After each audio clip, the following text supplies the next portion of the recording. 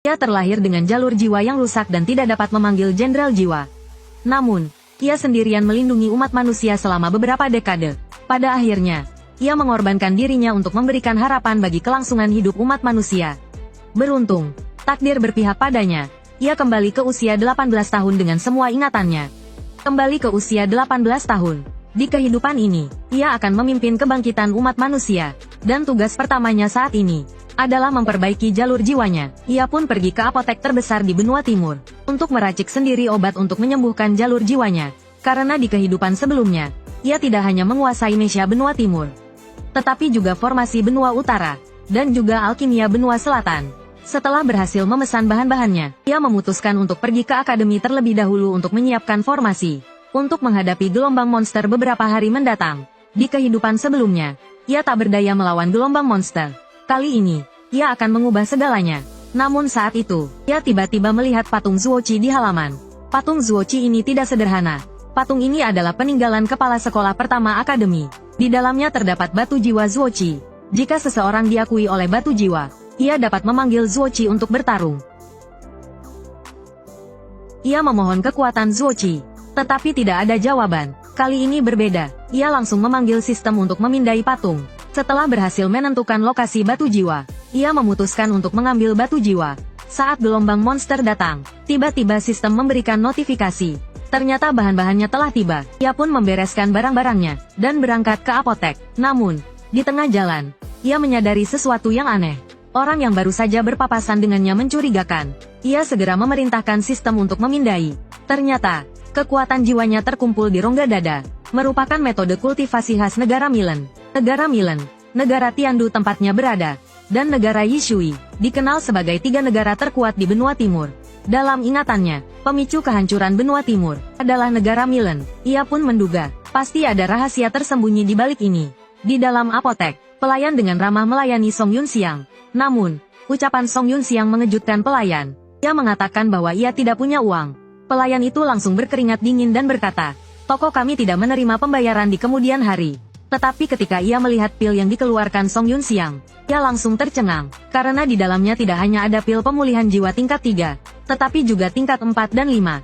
Bahkan ada pil yang tidak ia kenali. Ia pun bergegas untuk meminta izin kepada manajer toko. Song Yunxiang mengatakan tidak masalah, tetapi ia ingin meminjam ruang alkimia. Namun, setelah masuk ke ruang alkimia, Song Yunxiang terkejut. Tungku alkimia itu tidak bisa digunakan. Tetapi ia segera mengerti. Lagi pula, tidak ada yang bisa menggunakan alkimia di benua timur. Semua orang di sini berkultivasi jenderal jiwa, dan semua pil didatangkan dari benua selatan. Harganya selangit, tapi dia tidak panik sama sekali. Karena di kehidupan sebelumnya, dia telah mempelajari teknik pemurnian virtual. Dia bisa memurnikan pil obat bahkan tanpa tungku pemurnian. Detik berikutnya, dia mengeluarkan jimat dan mulai memurnikan. Sementara itu, pemilik toko terkejut melihat pil obat itu dan tidak bisa berkata-kata. Karena di dalamnya ada pil obat tingkat 5, pil darah pembakar. Kemudian dia tiba-tiba berdiri, dan segera pergi mencari Song Yunxiang. Sementara itu, Song Yunxiang telah menyelesaikan pemurniannya. Melihat pil rekonstruksi tingkat 6 di tangannya, dia tahu bahwa nadi jiwanya akhirnya bisa diperbaiki. Saat Song Yunxiang membuka pintu, dia menemukan pemilik toko dan asistennya telah menunggunya. Setelah berbasa-basi sebentar, pemilik toko mulai bertanya tentang asal-usul pil darah pembakar. Song Yunxiang tahu bahwa pemilik toko sedang menanyakan latar belakangnya. Jadi dia tanpa ragu menyebutkan nama rumah markis. Dia tahu untuk terus berkultivasi. Kekayaan adalah suatu keharusan. Dan pemilik toko itu mungkin orang dari kamar dagang Hong. Mereka menguasai 70% bisnis tanaman obat di negara Tiandu. Membangun hubungan baik dengan mereka akan bermanfaat. Pemilik toko melihat Song Yunxiang begitu kaya, dan berasal dari rumah Markis Jiwan, salah satu dari 8 jenderal Tiandu. Juga ingin mengenalnya lebih jauh. Setelah berpamitan dengan pemilik toko, Song Yunxiang berjalan menuju Akademi Mesin Perang. Tetapi saat dia berpapasan dengan seorang wanita, dia tiba-tiba terkejut. Ingatan yang telah lama terkubur tiba-tiba terbuka. Tanpa ragu, dia berbalik, dan menarik tangan gadis itu. Tetapi pada saat itu, sistem mengirimkan pemberitahuan. Pemegang Jenderal Bintang terdeteksi, mulai menyalin Jenderal Bintang. Ada yang memiliki Lubu, ada yang memiliki Guan Yu, tapi dia adalah sampah yang tidak bisa memanggil. Tapi yang tidak disangka siapapun, dia memiliki sistem serbaguna di dalam tubuhnya. Hanya dengan menyentuh tubuh seseorang, dia dapat langsung menyalin jenderal jiwa orang itu. Dia berbalik dan meraih gadis yang berpapasan dengannya. Mulai menyalin Jenderal Bintang Lubu. Dia tahu jenderal jiwa pertamanya telah didapatkan. Tapi tindakan ini membuat gadis itu ketakutan. Gadis itu melepaskan tangannya, dan bertanya siapa dia. Tapi Song Yunxiang malah mendekat, memeluk gadis itu dan mengatakan dia bukan orang jahat. Tapi bagaimana mungkin gadis itu percaya? Dia berbalik dan menendangnya di selangkangan. Melihat gadis itu pergi, kenangan tak terhitung jumlahnya membanjiri pikirannya. Ternyata gadis itu adalah kekasihnya di kehidupan sebelumnya. Mereka bertemu dan jatuh cinta saat terjadi pembunuhan. Tapi saat dia menangis kesakitan, dia tiba-tiba melihat sekelompok orang berpakaian hitam mengejar Asan. Dia segera menghentikan mereka. Setelah berdiri, mereka memakinya. Saat mereka hendak mengejar Asan lagi, Song Yunxiang berdiri dan bertanya, "Kalian menabrak orang dan ingin pergi begitu saja?" Pertanyaan ini membuat mereka terdiam, dan mereka mulai memakinya. Sebelum dia selesai bicara, Song Yunxiang mengaku sebagai anggota Biro Investigasi Rahasia Negara Tiandu, dan menunjukkan sebagian kartu pelajarnya. Setelah saling berpandangan, orang-orang di hadapannya segera menangkupkan tangan dan mengaku sebagai kawan. Tapi Song Yunxiang yang jeli telah menyadari ada yang tidak beres. Dari cara mereka berlatih, jelas mereka berasal dari negara Milun. Namun, Song Yunxiang tidak membongkar kedok mereka. Dia ingin melihat apa sebenarnya rencana mereka. Saat itu, pria berbaju hitam mengajak Song Yunxiang untuk bergabung. Sebenarnya, mereka berencana untuk menyingkirkannya di tempat yang sepi. Namun, Song Yunxiang juga ingin melihat apakah dia bisa membantu Asan. Maka, keduanya dengan niat tersembunyi masing-masing terus mengejar Asan. Tak lama kemudian, mereka tiba di luar kota. Saat Song Yunxiang melihat dengan jelas, Asan sudah terkepung oleh para pria berbaju hitam. Asan yang terpojok mulai memanggil roh jenderalnya. Terdengar suara ledakan, lubu yang besar telah berdiri di hadapan mereka. Namun, menghadapi serangan Asan, para pria berbaju hitam tidak gentar, karena mereka telah menyiapkan banyak mesin tempur. Pria berbaju hitam di samping Song Yunxiang berhenti berpura-pura.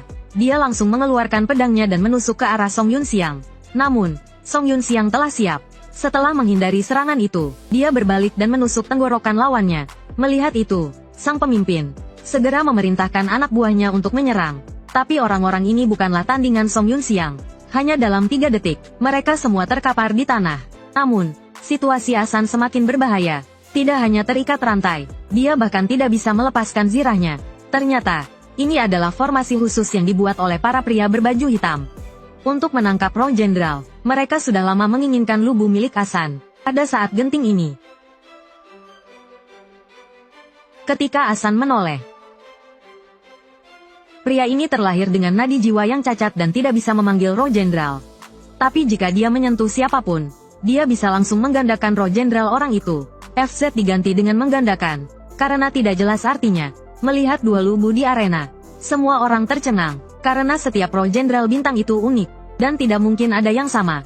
Namun, sebelum mereka sempat bereaksi, Song Yunxiang telah melancarkan serangan. Sang pemimpin masih mencoba melawan, tapi dengan satu serangan balik, Song Yunxiang membuatnya menyadari kenyataan. Namun, Song Yunxiang tidak langsung membunuhnya. Dia ingin tahu apa tujuan mereka, dan mengapa mereka menyusup ke kota Tiandu. Tapi sang pemimpin sudah putus asa, dan tidak mau menjawab pertanyaannya. Dia langsung membakar sisa kekuatan jiwanya, dan bersiap untuk meledakkan diri. Namun, Song Yunxiang yang telah terlahir kembali, sangat familiar dengan ledakan diri. Dia langsung menghentikan ledakan diri itu dengan satu tangan. Tindakan ini membuat Asan terkejut. Melihat sang pemimpin yang terkapar, Song Yunxiang tahu dia tidak akan mendapatkan jawaban apapun. Maka, dia memutuskan untuk meminta Asan membawanya ke Taiyuan untuk diinterogasi. Mendengar ini, Asan terkejut. Pria di hadapannya ini tahu tentang Taiyuan. Menghadapi pertanyaan Asan, Song Yunxiang tidak menjelaskan banyak, hanya mengatakan bahwa dirinya bukan musuh. Detik berikutnya, ia memberikan sesuatu pada Asan. Melihat manisan buah Hauten, Asan yang kebingungan menjadi semakin bingung. Mengapa Song Yunxiang tahu makanan kesukaannya? Namun, saat mereka berdua sedang mesra, seluruh langit tiba-tiba menjadi gelap. Melihat retakan di langit, Song Yunxiang panik, karena gelombang monster datang lebih awal.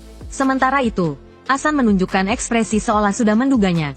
Seolah-olah dia tahu sesuatu, Song Yunxiang segera bertanya, ternyata semua ini adalah konspirasi negara Milun. Mereka telah menguasai metode untuk memicu retakan secara buatan. Retakan yang muncul sekarang dipicu oleh negara Milun. Mendengar ini, Song Yunxiang akhirnya mengerti segalanya. Mengapa orang-orang berbaju hitam ini menyusup ke negara Tiandu? Setelah berpamitan singkat dengan Asan, Ia bersiap untuk kembali ke akademi untuk melawan gelombang monster. Sambil berbalik, ia mulai bertanya pada sistem, apakah ia bisa menggunakan roh bintang lubu. Mendengar sistem mengatakan bahwa ia perlu membayar 3 kali lipat kekuatan jiwa, Song Yunxiang tidak ragu sedikit pun. Ia langsung mulai mengonsumsi pil secara gila-gilaan. Cara makannya ini membuat Hasan yang berada di belakangnya tercengang. Pil seharga 50.000 langsung dimakan 3 sekaligus oleh Song Yunxiang. Tapi yang lebih mengejutkannya masih ada di belakang. Sebuah roh bintang yang sangat besar muncul di tempat itu. Hasan terpana. Roh bintang yang hanya bisa dipanggil oleh tingkat Tian, dipanggil oleh seseorang di puncak tingkat Huang. Song Yunxiang yang sedang memacu kudanya bertekad. Kali ini, ia harus menebus semua penyesalan masa lalunya. Di kehidupan sebelumnya, ia melihat keluarga dan teman-temannya mati mengenaskan di depannya. Ia tidak bisa berbuat apa-apa. Kali ini ia kembali ke usia 18 tahun. Tidak hanya memiliki sistem serbaguna, tetapi juga menguasai alkimia dan formasi. Ia bertekad untuk mengubah segalanya. Melihat pasukan pengawal dikepung monster, ia mengayunkan tangannya, melihat tombak perang besar jatuh dari langit. Semua orang tercengang, saat asap di sekitarnya perlahan menghilang. Seorang jenderal jiwa, dengan tombak Fang Tian di tangan, dan menunggangi kuda api Qian, muncul di depan semua orang. Melihatnya, monster-monster di sekitarnya meraung dan menerjangnya. Song Yunxiang tidak gentar sedikit pun. Ia memacu kudanya ke arah monster. Saat jarak antara keduanya semakin dekat, Song Yunxiang menggenggam tombaknya, dan mengayunkannya dengan kuat. Monster yang tak terhitung jumlahnya langsung tewas di tempat. Adegan ini membuat orang-orang di belakangnya tercengang. Seorang anggota tim bertanya pada kaptennya, apakah ini bala bantuan kita? Namun, kaptennya juga kebingungan. Melihat Song Yunxiang telah mengalahkan semua monster, orang-orang pun tak peduli siapa dia, dan mulai bersorak untuknya. Tapi Song Yunxiang tidak berhenti lama. Ia segera bergegas ke medan perang berikutnya. Karena sekarang kota Tiandu penuh dengan monster. Dengan kemunculannya yang terus-menerus, ia telah diketahui oleh Badan Intelijen Kota Tiandu. Da Piaoliang menatap layar dengan terkejut melihat Soul General. Karena tidak ada yang tidak mengenali tanda Weki yang ikonik itu. Song Yunxiang melihat teman-teman sekelasnya tidak dalam bahaya. Dia tahu formasi yang dia siapkan sebelumnya telah bekerja. Jadi dia memutuskan untuk mengambil Soul Jade Zuochi terlebih dahulu. Tapi saat dia menarik Soul Jade, tiba-tiba dia ditanya oleh RD apa yang sedang dia lakukan. Dia menunduk dan melihat. Mereka pernah melakukan hal yang tidak senonoh bersama. Tapi untuk menghindari masalah yang tidak perlu, Song Yunxiang langsung membuatnya pingsan. Namun, saat itu dia menerima notifikasi sistem. Karena masalah level, dia tidak bisa offset data Zuochi untuk sementara waktu. Tidak ada cara lain, dia hanya bisa memasukkan Soul Jade ke dalam ruang penyimpanannya. Tapi kemudian dia melihat Soul General Lubu dan merasa kesulitan. Lagi pula, di mata teman-teman sekelasnya, dia masih dianggap sampah. Jika dia menggunakan Lubu untuk menyelamatkan mereka, itu akan terlalu berlebihan. Kemudian dia menyimpan Soul General Lubu, dan mulai memanggil Mesha Wei Yuan. Area asrama Akademi Mesha, MN Sangguan sedang dijatuhkan dan diserang oleh monster. Dia hampir diserang oleh sekelompok monster. Song Yunxiang langsung menebas kepala monster itu. Dengan serangan Song Yunxiang yang terus-menerus, monster yang tak terhitung jumlahnya mati di tangannya. Melihat itu, Sangguan di belakangnya, jantungnya berdetak kencang hingga 120 bpm. Dengan musnahnya monster terakhir, kekuatan jiwa Song Yunxiang juga habis. Semua orang menatap sosok yang perlahan muncul, dan tercengang. Dia terlahir dengan nadi jiwa yang cacat dan tidak dapat memanggil Soul General. Bahkan jika dia menggunakan Mesha, dia hanya bisa bertahan selama 3 detik. Namun, orang yang dianggap sampah inilah yang menyelamatkan seluruh akademi. Melihat sosoknya yang perlahan muncul, semua orang tercengang dan tidak bisa berkata-kata. Kedua instruktur mau tidak mau mendekat dan bertanya, mengapa dia menyembunyikan kekuatannya. Tetapi saat Song Yunxiang berpikir bagaimana menjawabnya, Sangguan, yang baru saja dia selamatkan, tiba-tiba menerjangnya, dan memperkenalkan dirinya dengan malu-malu. Tetapi ketika Song Yunxiang mendengar nama Sangguan Yinkin, dia langsung tertegun, karena dalam ingatan kehidupan sebelumnya, Sangguan Yinkin adalah inang dari Star Soul General Long Qi. Memikirkan hal ini, Song Yunxiang langsung menariknya. Pada saat yang sama, dia memerintahkan sistem untuk FZ Star Soul General. Tetapi setelah memindai, sistem mengatakan bahwa dia tidak memiliki Star Soul General. Mendengar ini, Song Yunxiang baru ingat bahwa 10 bulan kemudian, keluarga Sangguan akan melakukan ekspedisi ke dunia rahasia. Soul Jade Long Qi mungkin didapatkan saat itu. Tetapi ketika dia sadar kembali, dia menemukan Sangguan menatapnya dengan penuh kasih sayang. Teman-teman sekelasnya juga terkejut. Song Yunxiang mati rasa. Dia tidak tahu bagaimana menjelaskannya. Saat suasana canggung, sebuah Mesha raksasa turun dari langit. Setelah Mesya dibongkar, orang di dalamnya ternyata adalah kepala sekolah. Kepala sekolah berjalan langsung ke arah Song Yunxiang. Song Yunxiang merasa bingung, tetapi tetap memberi hormat. Namun, kepala sekolah tidak terburu-buru bertanya, malah mulai menyiapkan formasi. Setelah formasi peredam suara selesai disiapkan, dia mulai bertanya pada Song Yunxiang apa tujuannya. Mengapa menyembunyikan kekuatannya? Mendengar ini, Song Yunxiang tahu dia tidak bisa membicarakan sistem bintang. Jadi, dia menolak menjawab dengan alasan privasi. Tapi bagaimana mungkin kepala sekolah berhenti di situ? Dia mulai menyimpulkan. Dia bahkan mengatakan Song Yunxiang menyembunyikan kekuatannya dan menyusup ke Akademi Mesya demi jade jiwa Zuoqi. Setelah mendengar ini, Song Yunxiang segera membantah. Tapi kepala sekolah sudah yakin, karena inang Zuoqi memiliki kemampuan untuk berubah wujud menjadi apapun. Jenderal Jiwa Lubu pastilah transformasi Song Yunxiang. Sekarang giliran Song Yunxiang yang bingung. Dia sama sekali tidak tahu Zuoqi memiliki kemampuan ini. Tapi dia juga tidak bisa memikirkan alasan yang bagus. Jadi dia mengakuinya saja. Mendengar pengakuan Song Yunxiang, kepala sekolah mengagumi kecerdasannya sendiri. Kemudian kepala sekolah mengajukan permintaannya. Dia berharap Song Yunxiang bisa pergi ke distrik utara untuk menyelamatkan pangeran kedua. Jika demikian, dia akan mengajukan permohonan ke negara Tiandu, agar Song Yunxiang dapat memiliki Zuoqi secara sah. Song Yunxiang yang tidak berdaya hanya bisa menyetujui. Kemudian, setelah meminum beberapa obat, dia bersiap untuk memanggil jenderal jiwanya dan berangkat. Tapi pada saat ini, Sang Guan Jing di sampingnya meminta Song Yunxiang untuk membawanya.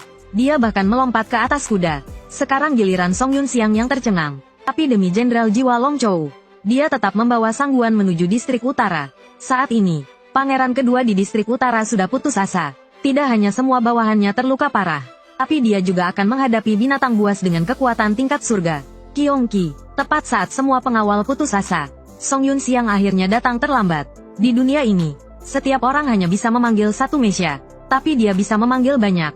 Meskipun dia memiliki begitu banyak Mesya, dia juga kesulitan saat menghadapi binatang buas tingkat surga, Qiyongqi. Terlihat dia tiba-tiba mengayunkan tombak Fang Tianyang saat mengenai Qiyongqi, memancarkan aliran listrik yang tak terhitung jumlahnya. Arus listrik itu langsung menjebak Qiyongqi di tempat, membuatnya tidak bisa bergerak. Kemudian dia menyuruh Sang Guan di sampingnya untuk mulai mengumpulkan kristal rekahan langit di dalam tubuh binatang buas itu. Tapi pangeran kedua di sampingnya tampak bingung, karena kristal rekahan langit juga disebut batu ruang, dan tidak memiliki kegunaan dalam pertempuran. Tapi saat mereka kebingungan, Sang Guan sudah kembali sambil membawa 3 kristal. Melihat ini, Song Yunxiang tidak berani ragu sedikit pun. Sambil menarik kristal, dia menerjang ke arah Qiyongqi. Saat keduanya bertabrakan, energi yang mengerikan langsung mengamuk. Saat Song Yunxiang bersentuhan dengan Qiyongqi, dia mengendalikan kristal untuk menempel di tubuh Qiyongqi. Song Yunxiang langsung terlempar beberapa meter. Sebelum dia sempat bereaksi, Qiyongqi sudah mengejarnya. Detik berikutnya, suara ledakan besar terdengar dari tubuh Qiyongqi. Saat dilihat lagi, melihat pemandangan ini, semua orang tampak tidak percaya. Mereka tidak pernah menyangka, Crystal Void bisa memiliki efek seperti ini. Rasa sakit di tubuhnya tampaknya membuat Qiyongqi semakin mengamuk. Ia meraung dan menerjang ke arah Song Yunxiang.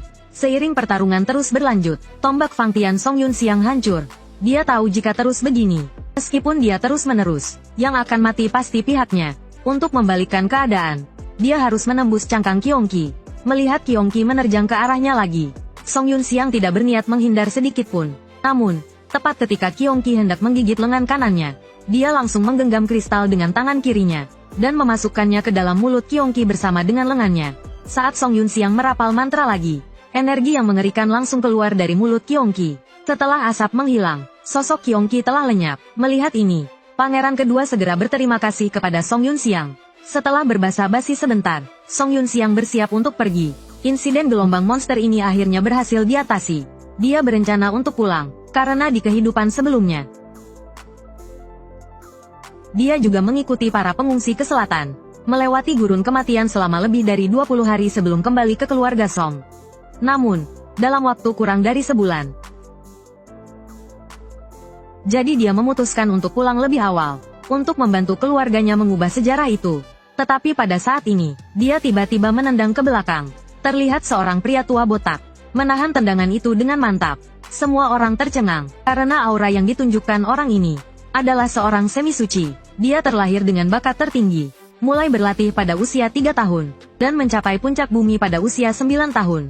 Pada usia 21, dia melangkah ke ranah langit, dan menguasai benua timur dengan teknik pamungkasnya. Satu pedang menghancurkan sungai dan gunung. Namun, karena dia bukan wadah jiwa bintang, dia tidak pernah bisa mencapai ranah suci. Hanya ada 108 jiwa bintang di dunia, dan mereka biasanya sangat langka. Untuk mematahkan takdir manusia yang tidak bisa menjadi suci, dia mulai mengembara di dunia fana. Akhirnya, dia menjadi penjaga gerbang Akademi Jiwa Bela Diri. Melihat pria tua di depannya, Song Yunxiang tercengang. Tidak ada yang mengira penjaga gerbang Akademi Jiwa Bela Diri adalah seorang semi-suci. Melihat ini, yang lain segera memberi hormat. Setelah penjelasan dari Pak Tua Su, semuanya menjadi jelas. Ternyata ada 3 celah. Distrik Timur ditangani langsung oleh Kepala Sekolah. Distrik Selatan ditangani oleh Pak Tua Su. Distrik Utara awalnya ditugaskan kepada Song Yunxiang untuk ditahan. Pak Tua Su akan datang setelah menangani Distrik Selatan. Namun, setelah Pak Tua Su tiba, dia tetap bersembunyi. Tanpa diduga, dia akhirnya ditemukan oleh Song Yunxiang. Tetapi saat mereka berbasa-basi, Song Yunxiang menyadari ada sesuatu yang tidak beres. Ketika mereka mendongak, mereka telah dikepung. Orang yang memimpin adalah orang-orang dari kerajaan Milun. Mereka mengincar pangeran kedua. Pangeran kedua kemudian menjelaskan, karena kebijakan luar negerinya selalu bertentangan dengan putra mahkota pertama. Mendengar hal itu, semua orang tiba-tiba mengerti. Melihat serangan datang dari depan, Song Yunxiang dengan santai melemparkan sesuatu. Seketika, formasi tak terhitung jumlahnya muncul dan menangkis serangan itu. Pihak lawan jelas tahu ada ahli Half Saint, tetapi mereka masih berani melancarkan serangan. Pasti ada pendukung yang lebih besar. Jadi, setelah meminta Tuan Su untuk menjaga putra mahkota kedua, dia memberi isyarat kepada beberapa orang untuk bersiap menghadapi serangan. Tak lama kemudian, kedua belah pihak terlibat dalam pertempuran. Seiring pertempuran terus berlanjut, meskipun Song Yunxiang sekuat baja, dia mulai merasa kelelahan. Kapten lawan melihat bahwa dia tidak dapat mengalahkan Song Yunxiang dan yang lainnya dalam waktu singkat, berusaha menyerang putra mahkota kedua secara diam-diam. Lucunya, pedang besar sepanjang 39 meter itu ditangkap oleh Tuan Su dengan tangan kosong. Dengan satu tamparan sederhana dari Tuan Su, mecha lawan hancur berkeping-keping. Melihat ini, sang kapten langsung menyerah. Dengan kedua tangan di atas kepala, dia mulai memanggil bala bantuan. Begitu dia selesai berbicara, seorang wanita bergaun hitam panjang muncul di atap gedung. Setelah Song Yunxiang dan yang lainnya melihat siapa yang datang, mereka langsung terkejut, karena orang ini bukan hanya seorang ahli puncak tingkat surga, tetapi juga seorang utusan suci dari Sekte Suci Pingtian. Sekte Suci Pingtian, yang dikenal sebagai Sekte Iblis, adalah agama negara kerajaan Milun. Mereka juga mengendalikan setengah dari militer dan politik kerajaan Milun. Melihat kekuatan wanita itu, bahkan Tuan Su pun menghela nafas. Ini benar-benar pertanda buruk. Setelah terlahir kembali, dia tidak hanya menguasai mecha dari benua timur, tetapi juga formasi dari benua utara, dan juga alkimia dari benua selatan. Namun demikian, menghadapi wanita di depannya, dia harus mundur, karena wanita itu adalah seorang ahli puncak tingkat surga, sementara dia hanyalah seorang bawahan tingkat kuning. Melihat wanita itu menyerangnya, dia buru-buru memanggil Tuan Su. Dengan suara gemuruh, Tuan Su telah memanggil mechanya dan melawan wanita itu. Dengan pelepasan energi yang mengerikan, semua orang terlempar beberapa meter jauhnya oleh gelombang kejut. Melihat ini, Song Yunxiang segera membawa semua orang menjauh dari medan perang. Pertempuran saat ini bukanlah sesuatu yang bisa mereka ikuti. Saat pertempuran memanas, Tuan Su, seorang ahli Half Saint, mulai terdesak. Pada akhirnya, dia ditendang beberapa meter jauhnya oleh wanita itu. Adegan ini membuat semua orang yang hadir tercengang. Namun, Song Yunxiang langsung melihat bahwa Tuan Su kalah karena kinerja mechanya, tetapi dia tidak khawatir sama sekali, karena Tuan Su masih memiliki jurus pamungkas yang belum dikeluarkan, dan sepertinya tendangan itu telah membangkitkan amarah Tuan Su. Arus listrik mulai memancar dari sekujur tubuhnya. Dengan suara ledakan, seberkas cahaya besar melesat ke langit. Itulah jurus pamungkas Tuan Su. Namun, wanita itu justru tersenyum, karena saat serangan diluncurkan, dia sudah berhasil menghindar. Song Yunxiang dan yang lain di belakang mengira serangan Pak Tua Su meleset. Tapi jika itu disebut jurus pamungkas oleh Pak Tua Su, bagaimana mungkin bisa dihindari semudah itu? Berkas cahaya yang melesat ke langit tadi, tiba-tiba berubah menjadi serangan tak terhitung jumlahnya yang menghujani ke bawah. Tidak hanya itu, serangan ini juga memiliki kemampuan pelacak. Seberapapun wanita itu menghindar, semuanya sia-sia. Wanita itu terkena serangan langsung. Serangan yang mengerikan itu merobohkan semua bangunan di sekitarnya. Para prajurit di sekitar yang melihat pemandangan ini, semuanya tercengang. Namun, setelah asap menghilang, meh wanita itu masih berdiri tegak di tempatnya. Sekarang giliran Song Yunxiang dan yang lain yang cemas. Karena wanita itu pasti memiliki jurus pamungkas. Setelah wanita itu melakukan beberapa gerakan, detik berikutnya, Mei-nya tidak hanya pulih seperti semula, tetapi aura yang dipancarkannya bahkan lebih menakutkan daripada seorang semi-suci. Seharusnya disebut prasuci. Melihat wanita itu menyerang lagi, Pak Tua Su yang kelelahan tidak mampu menahannya. Seperti bola, dia ditendang ke sana kemari oleh wanita itu.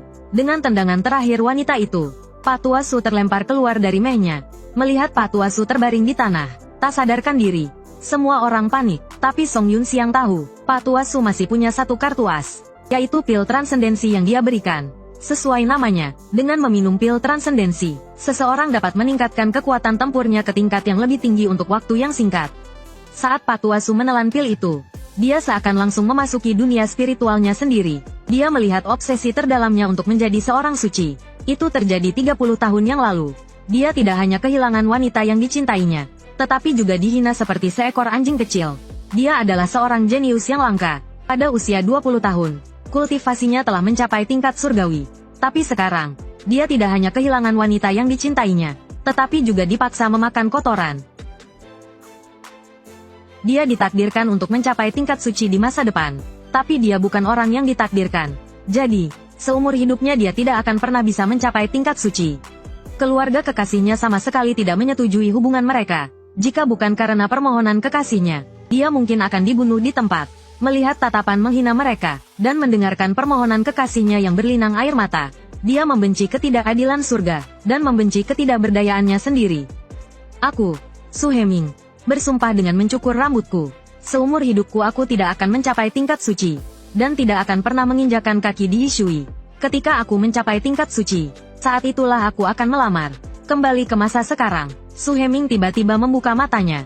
30 tahun pengembaraannya di dunia fana, terasa seperti baru kemarin. Hari ini, dia akhirnya mencapai ambang batas tingkat suci. Saat itulah dia mengerti, mengapa mereka begitu sombong saat itu. Mengapa di bawah tingkat suci, semuanya hanyalah semut.